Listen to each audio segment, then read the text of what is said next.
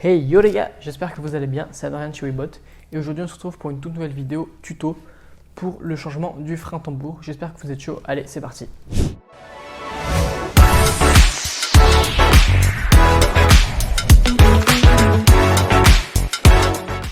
Alors le frein tambour, qu'est-ce que c'est? C'est un système de freinage au même titre qu'un frein à disque ou à disque hydraulique, et c'est un système de freinage qui utilise une roue en caoutchouc ou une chaussure de frein. Et ça va frotter contre un tambour en métal pour créer la friction et arrêter la roue.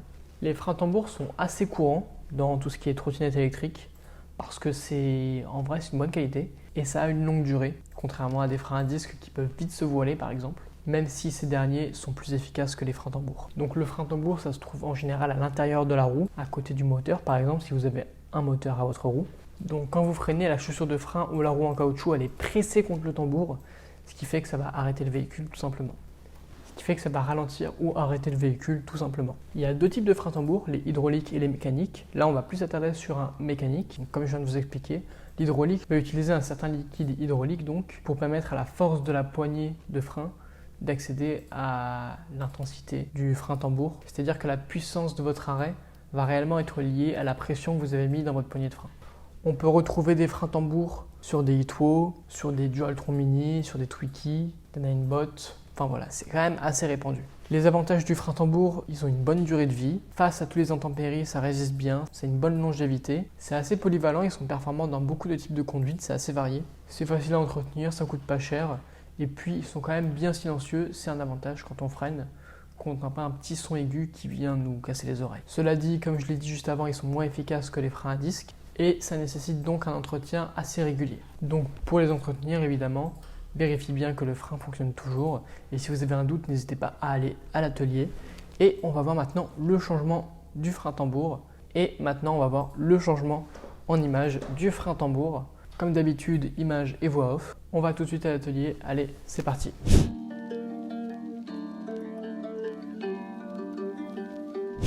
Ok, donc nous voilà à l'atelier, on se retrouve sur le pneu arrière, sur la roue arrière d'une Weebot Anoki, un modèle de chez nous, équipé d'un frein tambour. Et donc c'est celui-ci, c'est sur ce modèle de référence qu'on va vous expliquer comment changer un frein tambour. Donc premièrement, on va dévisser tout ce qui est autour de ce frein en question.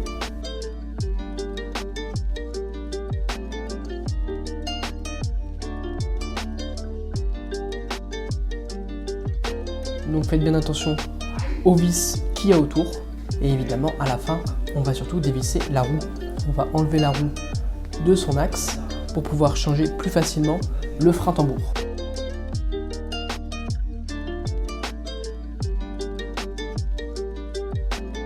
On débranche le moteur.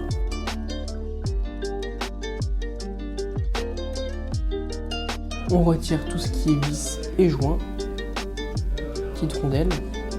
Et hop, la roue est dévissée et le frein tambour se retire de lui-même. Alors donc voilà, sur la roue on n'y touche pas. Là on retrouve le tambour et tout ce qui le compose.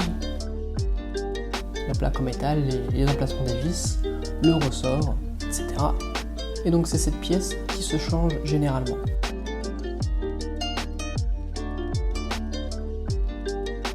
Donc on voit à quelle vis correspond quel trou.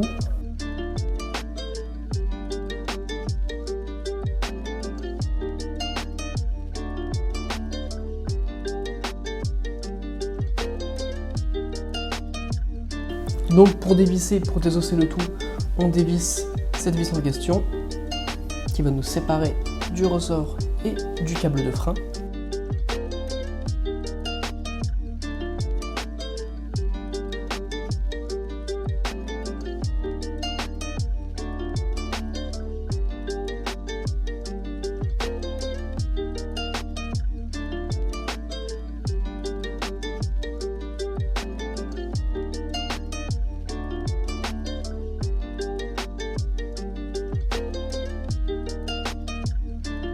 Donc voilà comment on procède pour retirer le câble de son emplacement.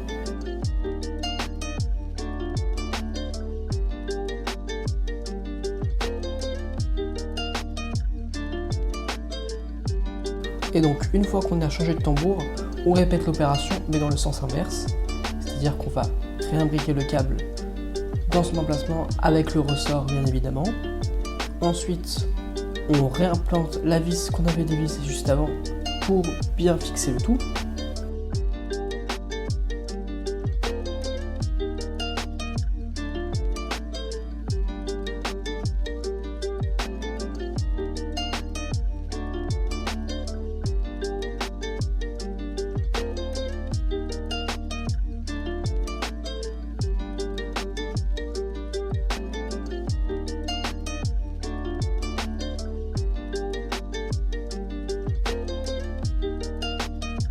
Donc voilà, on n'hésite pas à bien serrer.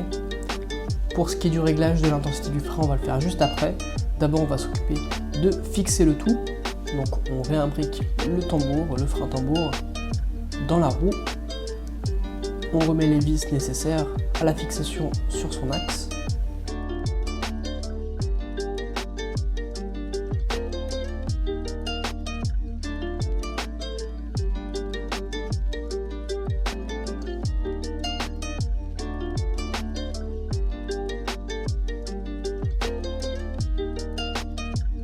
On met les petites rondelles, les écrous là où il faut. On prévisse avant de bien serrer juste après. On n'oublie pas de rebrancher le moteur.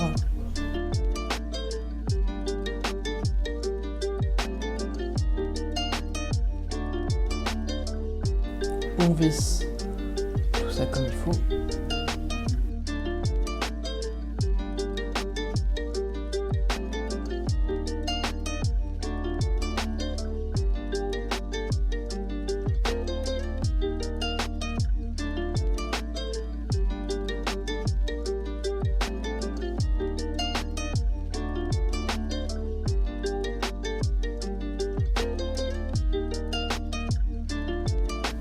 On place bien les petites rondelles.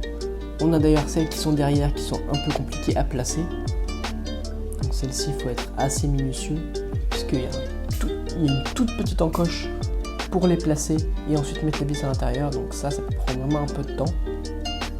C'est pas forcément plus facile. Essayez de prendre un aimant si vous avez pour pouvoir faire tenir ces deux rondelles plus facilement.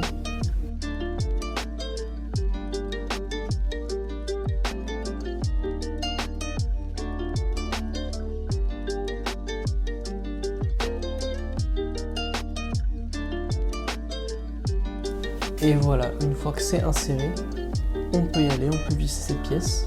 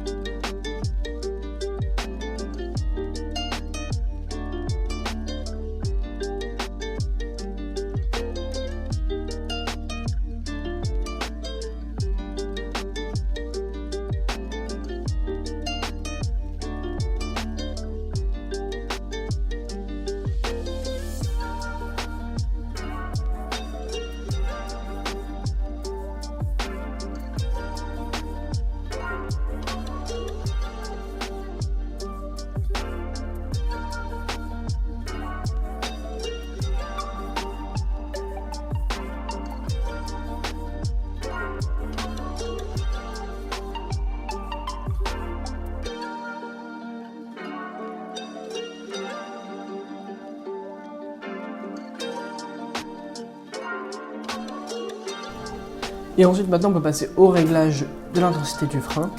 Donc là, on va accélérer dans le vide et actionner le frein en même temps et voir ce que ça donne au niveau du freinage, comme vous pouvez le voir sur ces images.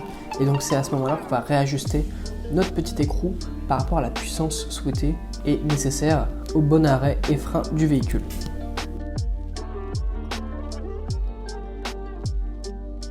Donc faites bien évidemment bien en sorte que le temps de réaction, alors de la poignée jusqu'à votre roue, soit vraiment en temps réel et qu'il n'y ait pas une latence pour que vous freiniez au moment voulu.